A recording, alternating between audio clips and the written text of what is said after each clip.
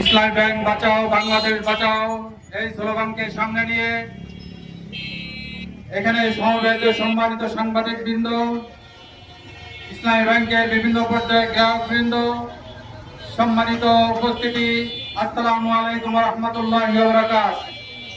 আমরা দেখতে পাচ্ছি ইসলামী ব্যাংকে যে সমস্ত লুটপাটকারী প্রতিষ্ঠান এসআলম গ্রুপ সহ যারা গত ফ্যাসিস্ট সরকারের আমলে তারা ইসলামী ব্যাংকে গ্রাস করে লক্ষ লক্ষ কোটি কোটি টাকা তারা বিদেশে পাঠায়, সেই এসআলম গ্রুপকে আবার এই ইসলামী ব্যাংকের মালিকানা ফিরিয়ে দেওয়ার জন্য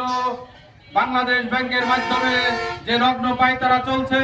আমরা এর তীব্র নিন্দা এবং প্রতিবাদ জানাই। আমাদের স্পষ্ট করা হচ্ছে, বাংলাদেশ ব্যাংকের যে রেজুলেশন রয়েছে, বাংলাদেশ ব্যাংকের যে রেজুলেশন দ্বারা সংস্কার আন্দোলন এবং আমাদের বৈষম্য বিরোধী ছাত্র আন্দোলন, যে সমস্ত আন্দোলনের মাধ্যমে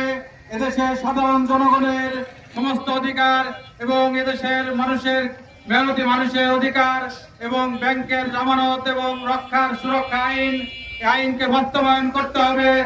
কোনোভাবে কোনো কালো বাজারে এবং যারা ব্যাংক লুটপাটকারী তাদের হাতে বাংলাদেশ ব্যাংকের অধীনে এই সমস্ত কোনো সিদ্ধান্ত বাংলাদেশের জনগণ মেনে নেবে না।